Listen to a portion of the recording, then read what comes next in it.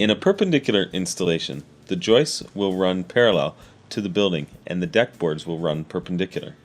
The end of the first board should be snug against the side of the building. This board must be at least 3/4 of an inch longer than the structure. If it is more than that, do not be concerned about the excess, it will be cut off later. Ensure this board overhangs the edge of the structure by 3/4 of an inch down the length of the board. This is the starting board and will be secured to the structure. To do so, use a 3/8 inch bit to drill through the top layer of the hollow deck board directly above the outer joist of the structure. Make certain that the drill does not go through the second layer of the deck board. Continue to drill a hole approximately every 16 inches down the length of the board.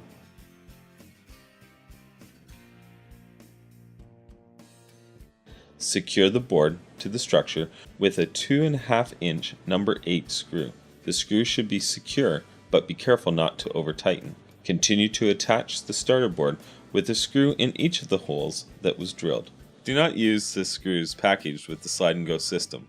They were engineered specifically for the slide and go clips, and if you use them elsewhere, you will possibly run short later.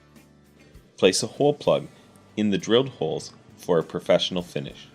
Position a slide and go fastener on the first joist. There is a tab at the bottom of the fastener to allow quick alignment with the edge of the joist. Be sure that the tab does not go on the outside of the joist but stays on the inside. It will interfere later with the E-trim installation if it is on the outside. Tighten the screw only halfway to secure the slide and go fastener. It will be fully secured later once the deck boards are in place. Continue to add a slide and go fastener to each joist, making sure that they are tight against the deck board. There is a special bit included in the slide and go fastener kit specifically made for these screws. Once the fasteners are in place, add the second deck board and push it snug to the building. Do not be concerned if it is not exactly the same length as the first, but make sure it overhangs the outer edge by at least 3/4 of an inch. The excess will be cut off later. Make sure the deck board is pressed firmly against the slide and go fasteners and ensure that it is under the lip of each fastener. This is what holds the boards down. Add the next row of slide and go fasteners on every joist down the length of the board, remembering to only tighten the screws halfway. Once the next board is in place and all the slide and go clips are secured, you may go back to the previous row to tighten the slide and go screws. As the screws are tightened, make sure that they are tightened to the correct setting. Proper torquing of the slide and go clips is important to ensure that your deck boards can expand and contract. Over torquing will drive the clip screw into the clip, restricting deck board movement. For final torquing, your drill should be at a low setting, usually between the range of 2 and 6. Drill power, wood conditions, and other factors may affect this setting. Watch to see that the screw is at the correct depth. The head will be resting on the top of the clip, but not embedded into the clip. Continue this process until you have reached the end of the structure.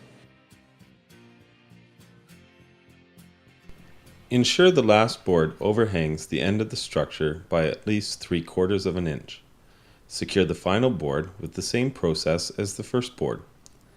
Drill a 3/8 inch hole in the board directly above the structure it will be secured to. Remember to drill through the top layer only. Repeat this approximately every 16 inches down the length of the board.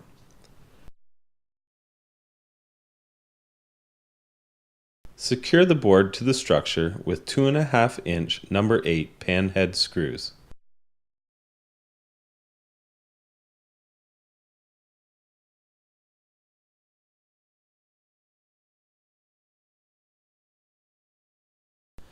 Place a hole plug in the drilled holes for a professional finish.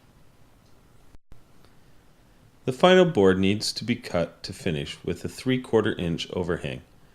Excess should be removed by marking a line on the board and then cut along the line with a skill saw.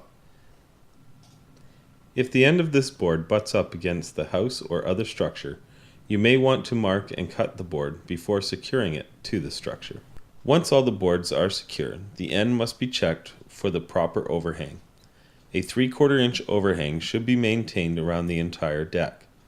If care is taken when these boards are cut to length, a 3/4 inch overhang can be created without any final steps, but if the boards are uneven or the overhang is more than 3/4 of an inch, the excess will need to be cut off.